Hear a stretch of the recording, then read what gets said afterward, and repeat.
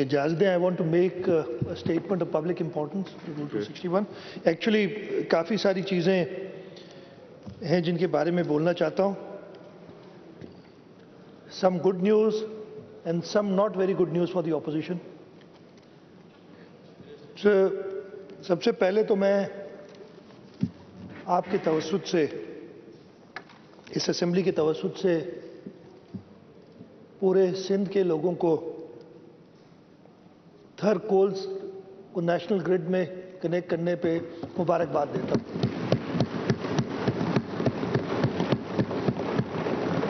Sir,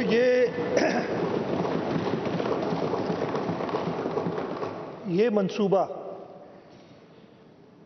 शहीद मोहतरमा बेनज़ीर भुट्टो ने 94-95 में शुरू किया था, और उस वक्त अगर शहीद मोहतरमा बेनज़ीर भुट्टो की हुकूमत ख़त्म नहीं की जाती तो जो एनर्जी क्राइसिस उसके बाद हुआ है वो हम फेस नहीं करते। उस वक्त उन्होंने 5280 मेगावाट के दो प्लांट, यानी तकरीबन 11,000 मेगावाट, 10,860 मेगावाट के दो पावर प्लांट्स थर के इंडिजिनस कोयले के मदद से बनाने चाहिए थे, बनाने की शुरुआत की थी।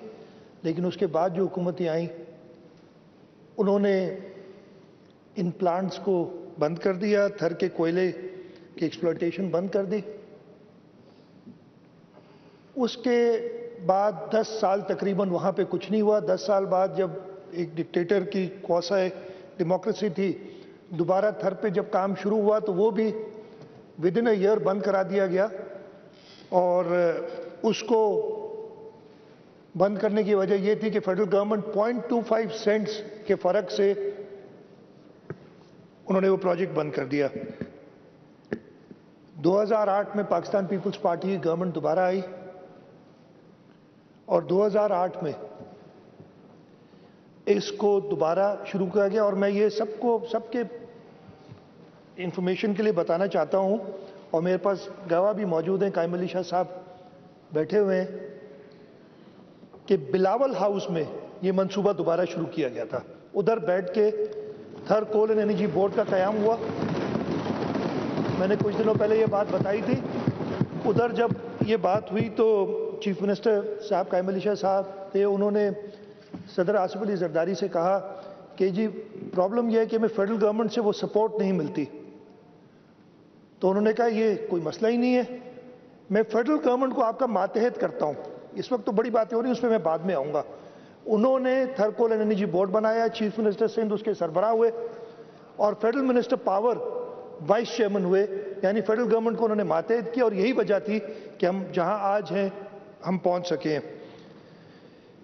ये 2008-9 से हमने इस पे काम शुरू किया। जब काम शुरू किया तो स्पीकर साहब, मैं ये आपको बताना चाहता हूँ कि कोई भी इंटरेस्टेड नहीं था, इसलिए कि जो पहले दो इन्वेस्टर्स के साथ हुआ था 1997 में, जब पहले इन्वेस्टर को भगा दिया था, फिर 2005 में दूसरे इन्वेस्टर को, पहला वाला हांगकांग बेस्ड था, दूसरे चाइनीज इन्वेस्टर्स थे।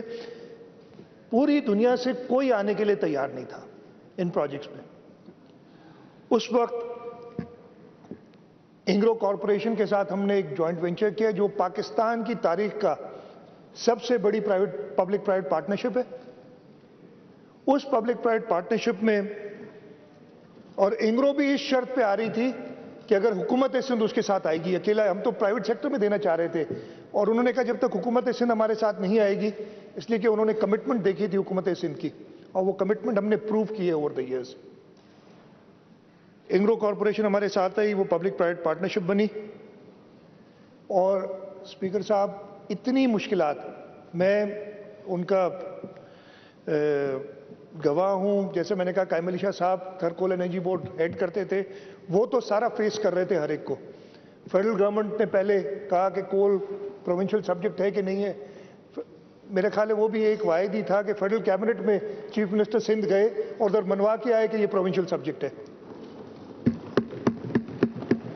जब ये हो गया तो बड़ी बातें की गई। और मैंने कुछ दिनों पहले भी जिक्र किया गया था, पहले तो कहा इधर कोयला वोयला है ही नहीं भाई, ये क्या है, इसलिए कि नजर तो कुछ नहीं आ रहा था ना, कोयला तकरीबन 160 मीटर जमीन के नीचे था, यहां पे कोयला है नहीं, हमें ये डराया गया। कोई और अगर होता ना पाकिस्तान पीपल्स पार्टी की जगह पे तो एकदम यू टर्न ले लेता कि यह कोयला शायद है ही नहीं, हम इतना खर्चा करेंगे और कुछ नहीं निकले नीचे से। फिर कहा गया कि इस कोयले का सल्फर कंटेंट ज्यादा है, फिर कहा इसमें मॉइस्चर बहुत ज्यादा है, ये आप लोग पैसे जियान कर रहे हैं, बर्बाद कर रहे हैं। मैंने जैसे कहा कोई और होता तो इन सारी बातों पे यूटर्न लिए जाता, आगे नहीं बढ़ता, लेकिन ये सिंध हुकूमत की रिजॉल्व थी, हमारे कायदीन बिलावल भुट्टो जरदारी साहब, आसिफ अली जरदारी साहब की गाइडेंस थी कि हम आगे बढ़ते रहे। और कई मुश्किलात आई, हमें सॉवरन गारंटी चाहिए थी। मैं शुक्रगुजार हूं राजा परवेज अशरफ साहब जब प्राइम मिनिस्टर थे, उन्होंने वो सॉवरन गारंटी दी, 2012 के एंड में या 13 के शुरू में था। अनफॉर्चुनेटली पाकिस्तान पीपल्स पार्टी की हुकूमत चली गई, जब अगली हुकूमत आई तो उन्होंने इतने रोड़े अटकाए उसमें उस सॉवरन गारंटी के लिए, और कहा कि सॉवरन गारंटी तब देंगे जब सिंध हुकूमत इसको बैकस्टॉप करे। हमने कहा जी हम करने के लिए तैयार हैं, उन्होंने कहा नहीं ऐसे नहीं, आप लिख के दें कि अगर ये गारंटी कॉल होगी तो हम जो एनएफसी में पैसे देते हैं आपको उनमें से काट लेंगे हम। हमने बड़ा समझाने की कोशिश की कि इस टाइप हम भी हुकूमत हैं, आप भी फेडरल गवर्नमेंट हैं, जब एक कमिटमेंट हम आपको दे रहे हैं तो आपको ये लफ्ज लिखने की क्या जरूरत है। लेकिन उन्होंने नहीं माना, हमने वो भी इनकी बात मानी। यहां पे इंफ्रास्ट्रक्चर की जरूरत थी, रोड्स, पानी की पहुंचाने के लिए वहां थर में, ताकि पावर प्लांट चल सके, वहां जो अफ्लुएंट निकल रहा था उसकी डिस्चार्ज के लिए थी, एयरपोर्ट, इतनी $700 मिलियन से ज्यादा की इन्वेस्टमेंट की हमने सिर्फ इंफ्रास्ट्रक्चर पे, अपार्ट फ्रॉम जो हमारी इक्विटी थी, इसलिए कि हम 54% शेयर होल्डर हैं माइन के अंदर। ये हमारी रिजॉल्व थी, हमारी लीडरशिप की गाइडेंस थी कि आज हम उस जगह पे हैं कि जो शहीद मोहतरमा बेनज़ीर भुट्टो ने कहा था कि थर पूरे पाकिस्तान को रोशन करेगा, थर बदलेगा पाकिस्तान, थर ने बदल दिया है पाकिस्तान। पहले पावर प्लांट्स 660 मेगावाट के शुरू हो गए, उनकी सिंक्रोनाइजेशन हो गई नेशनल ग्रिड के साथ। जून के अंदर इंशाल्लाह ताला वो कमर्शियल ऑपरेशन डेट उनकी है, वो पूरी तरीके से बिजली देंगे। उसके साथ साथ जो ये सिर्फ फेज 1 का पहले प्लांट है, इस पहले ब्लॉक का फेज 1 के, इस पहले ब्लॉक में 3 और फेज बनने, और फेज 2 के प्लांट्स भी कंस्ट्रक्शन उनकी शुरू हो चुकी है। ये इतनी बड़ी कामयाबी है। मैंने आपको बताऊं कि मेरे ख्याल से कि पाकिस्तान को न्यूक्लियर स्टेट बनाने से कम कामयाबी नहीं है कि हम अपने इंडिजिनस फ्यूल से इंशाल्लाह ताला अपना बेस लोड चलाएंगे। इसके लिए थर के लोग मुबारकबाद के मुस्तहिक हैं। ये रिसोर्स, ये कोयला उनका है, और हमने थर के लोगों को भी इस पूरे जो प्रोजेक्ट है उसमें अपना पार्टनर की तरीके से लेके चले हैं, और ये भी मिसाल पूरी पाकिस्तान में कहीं और नहीं है। उधर जो गांव डिस्प्लेस हो रहे हैं उनके लिए हमने मॉडल विलेजेस बनाई हैं, और कुछ दोस्त उधर गए होंगे, उन्होंने देखी होंगी। वो इतना अच्छा घर है कि मैं बिल्कुल यकीन से कह सकता हूं कि आप दोस्त अगर जाएंगे कहेंगे यार ये घर हमें भी दे दे। और अभी एक बात हो रही थी, जो पहली कम्युनिटी मूव हुई है वो भील कम्युनिटी है, सुनहरी दर्श का एक गांव था जो उधर मूव हुई है, और उनके लिए मंदिर भी बनाया गया है। उधर मंदिर आपने कहा था और नहीं बना रहे, मंदिर अभी हमने बनाया है सुनहरी दर्श में। तो वहाँ मंदिर है, वहाँ मस्जिद है, कम्युनिटी सेंटर है, औरतों के लिए अलग, मर्दों के लिए अलग। हमने थर फाउंडेशन के साथ मिलके, थर फाउंडेशन भी सिंध गवर्नमेंट की मेजॉरिटी ओन्ड सेक्शन 42 कंपनी है, उसके साथ मिलके हमने स्कूल टीसीएफ के साथ पार्टनरशिप की है, वो स्कूल बनाए।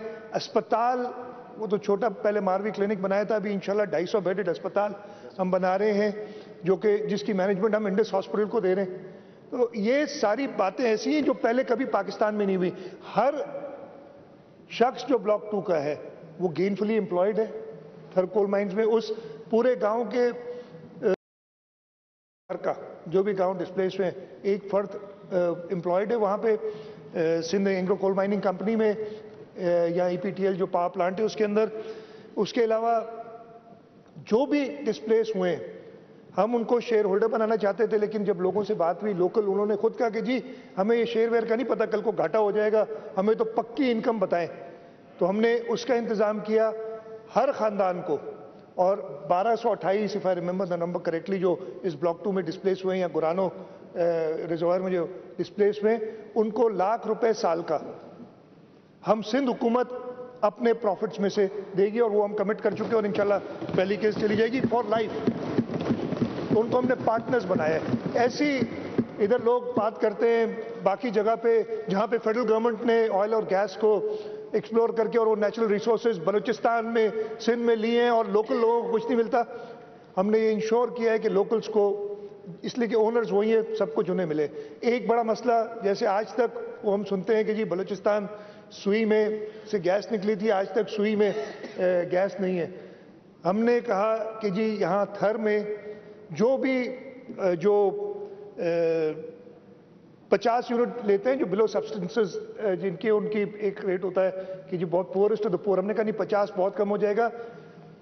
इस्लामकोट तालका जहाँ पे ये कोल माइंस हैं मौजूद, वहाँ पे 100 यूनिट तक जिसका बिजली का बिल है वो अपने प्रॉफिट्स में से हम देंगे ताकि उनको मुफ्त बिजली मिले थर के इस्लामकोट तालके को। एक मेजर डिमांड उधर थी कि जी यहाँ यूनिवर्सिटी खोली जाए।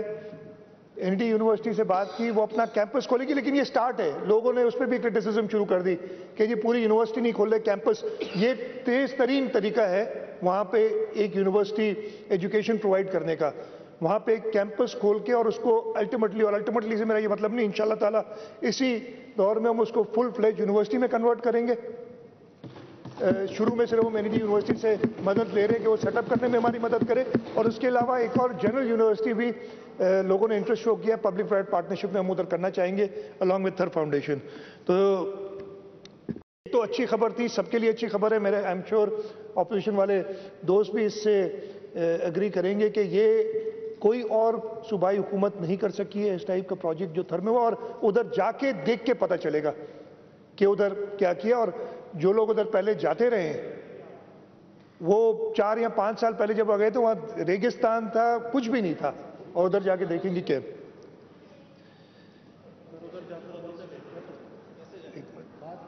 नहीं जा सकते हैं, सिंध आपका है, पूरी जगह जा सकते हैं। हमने बुलाया था फेडरल मिनिस्टर को, वो नहीं आया। खैर उस पर हम बात नहीं कर रहे अभी, मैं कोई भी तल्ख बात नहीं करना चाह रहा। तल्ख बातें अब करूंगा। जो मैंने कहा ना, गुड न्यूज तो ये सबके लिए थी, ऑपोजिशन के लिए, bad news for the opposition. The 18th amendment is going nowhere, it is here to stay. ये बहुत क्लियरली सुन ले, जो कुछ चाहे कह ले, जो कुछ चाहे कह ले। हमारे आइन मुत्तफका बने, शहीद जुल्फिकार अली भुट्टो ने 73 का आइन मुत्तफका पास कराया था। 2010 में 18वीं तरमीम मुत्तफका हुई थी, और ये मुत्तफका तरामीम, मुझे हैरत इस बात की है कि वो जमात जो कि कह रही थी कि आपने बहुत कम किया है, अभी तो और प्रोविंशियल ऑटोनॉमी देनी चाहिए। खत है उनके उस जमात के जो थे, वो जमात थी हमारे साथ उस कमिटी में, ऑब्जेक्शन ही यही थे कि you have not done enough, you should devolve more power. अब वही ऑब्जेक्ट कर रही है। तो जो 18वीं तरमीम को खत्म करने की बात कर रहा है, फिर उसके साथ साथ और तल्ख बातें कर दी कि 2 सिंध कर दिए। जिसने सिंध को तकसीम करने का सोचा है, जिसने सिंध को तकसीम करने का सोचा है, वो टुकड़े टुकड़े हो गए, हमने देखे। अब और कितने टुकड़े चाहते हो अपने, ये बताओ, और कितने टुकड़े चाहते हैं, और कितने टुकड़े चाहते हैं?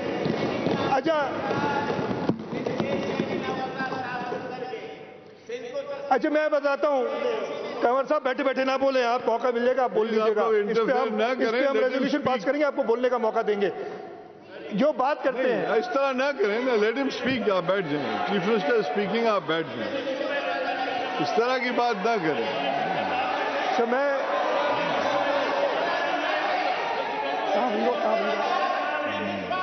मैं इनको बोलने दें। अब ये जो है ना टुकड़े टुकड़े बोलने वाले ना, वो उनके शुरू हो गए। अच्छा सर, मैं एक और बात कर लूं। देखें जी, चीफ मिनिस्टर साहब, बस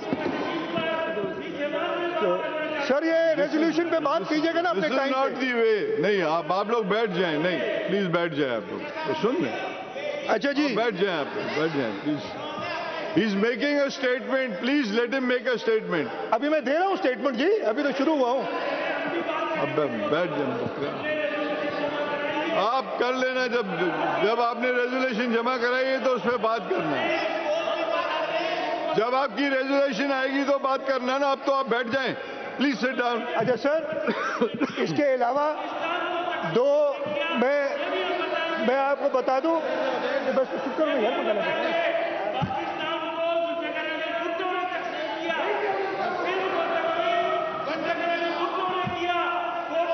ये आप बैठ जाएं please. Disturbing the house, you are disturbing the house.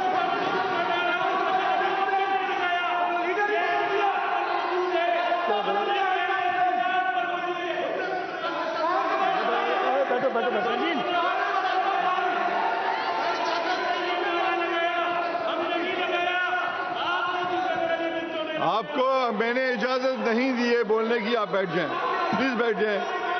Sir सब बैठ जाएं। सही, बैठ जाएं, प्लीज बैठ जाएं। Sir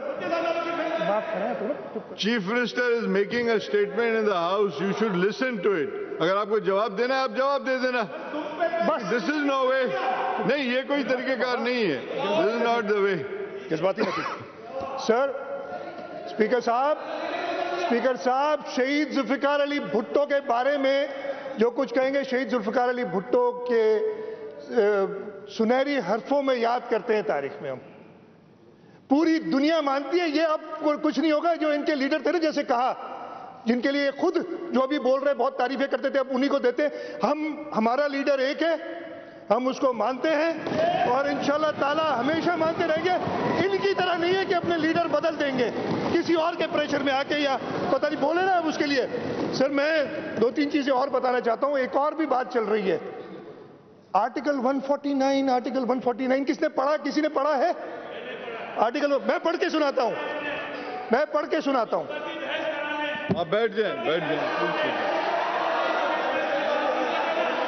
sit down, sit down.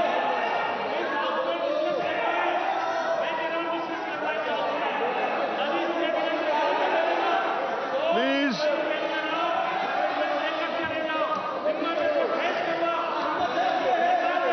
आप बैठ जाए ना।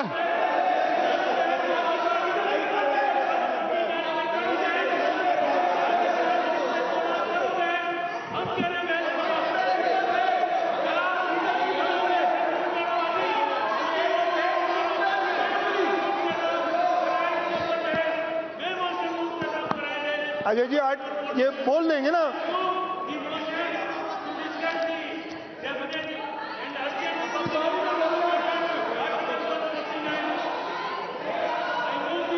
आप बोले, वो बोलते रहेंगे, उनकी आदत है, पुरानी आदत है। मैं तो अभी स्टेटमेंट दे रहा हूं ना। उनकी पुरानी आदत है, वो बोलते रहेंगे। सीनियर पार्लियामेंटेरियन है, कहते हैं रूल्स का पता नहीं है और बोलते चले जाते हैं।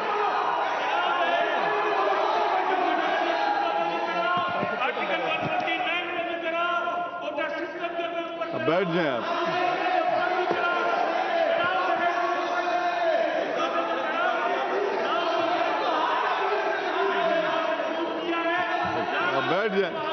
बैठ जाए, फिर आप बाद में बात करें। अब मसला ये है, मैं बताता हूं सर, मसला समझाता हूं। कराची के लोगों ने इन्हें दुत्कार दिया, आप किसी और के पीछे लगे। पीपल्स पार्टी, PMLQ, PMLN, आजकल PTI के पीछे लगे। बहुत जल्द इनको भी पता चल जाएगा ये कितने पानी में। ये मैं आपको बता दूं सर। आर्टिकल 149 बहुत क्लियरली प्रोविंशियल और फेडरल सब्जेक्ट्स को बताता है और 149 में बहुत क्लियर है, जिसको इस्तेमाल कर रहे हैं ना, मैं पहले पढ़ता हूं 149(1) है, the executive authority of every province shall be so exercised as not to impede or prejudice the exercise of the executive authority of the federation. हम कहां कर रहे हैं जी?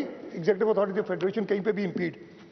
An executive authority of the federation shall extend to giving such directions to a province as may appear to the federal government to be necessary for that purpose। यानी जो federal legislative list में उनका power है, उसमें अगर कहीं हम मसला कर रहे हैं तो वो हमें डायरेक्शंस दे सकता है। इंप्लीमेंट फिर भी सूबाई हुकूमत ने करनी होगी हर चीज। ये इनको समझ नहीं आती। कह दिया, मैं सब पढ़ रहा हूं। The executive authority of the Federation shall also extend to giving directions to a province as to construction and maintenance of means of communication declared in the direction to be of national or strategic importance। ऐसी कोई चीज नहीं है। Number 4 जो honourable leader of the opposition में पढ़ रहा था, भाई थोड़ा सा सब्र सीखे तो बता देंगे। The executive authority of the federation shall also extend to giving directions to a province। Directions दे सकते हैं, इंप्लीमेंट फिर भी हमने करना है। To the manner in which the executive authority thereof is to be exercised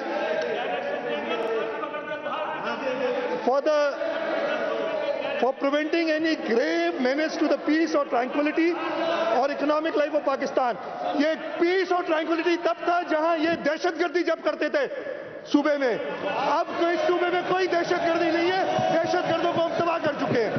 और सर इसके साथ साथ आर्टिकल 148(2) भी पढ़ लें। Without prejudice to any other provision of this chapter, यानी इस चैप्टर में जो कुछ और लिखा हुआ है, in the exercise of the executive authority of the federation in any province regard should be had to the interest of the province. Interest of the province जो है, शर्म नहीं आती है लीडर ऑफ द ऑपोजिशन जबान क्या इस्तेमाल करते हैं? जो आप जबान वहां से इस्तेमाल तुम छूटे हो। ये अच्छा जी, अब एक मिनट, ये इनसे बर्दाश्त नहीं हो रहा। अब ये पता नहीं कैसे बर्दाश्त होगा जब अब मैं कहने जा रहा हूं। अब ये पता नहीं कैसे इन्होंने आके महंगाई का एक तूफान बर्पा कर दिया है। यहां पे लोगों का जीना मुहाल हो गया है। मैं सिर्फ कुछ बताता हूं आपको। डीजल 1 साल पहले 98 रुपए फी लीटर था, अब 111 रुपए 89 पैसे लीटर है 1 साल में। ये बैठे हैं तैमूर टालपुर, हरी मिर्च ग्रीन चिली 83 रुपीस की थी और अब वो 195 रुपए की हो गई है 1 साल में। लोगों के साथ ये तुम बर्ताव करते हो। मैं ये सब पढ़ के सुनाता हूं आपको। ये हमारी वजह से। भाई तो हटो उस फेडरल गवर्नमेंट से, निकलो फेडरल गवर्नमेंट से, तुम्हें हम ठीक करके दिखाएंगे सारा।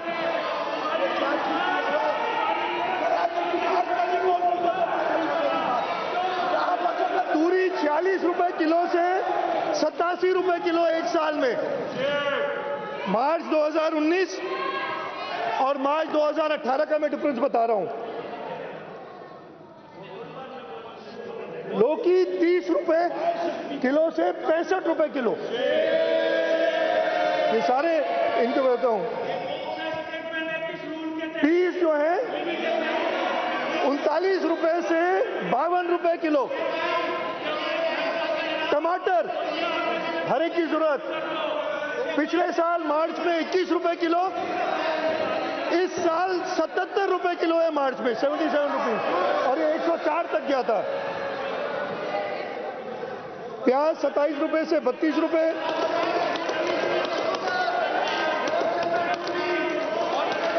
तो ये प्राइसेस बताएं। अब जो है इनको और जब हर तरफ से डेवलपमेंट में ये कुछ कर नहीं सके, पैसे इन्होंने हमारे रोके हुए, अब जो है ये शोर मचाने पे आ गए, इसमें भी हम इन पे भारी होंगे। बहुत शुक्रिया स्पीकर साहब।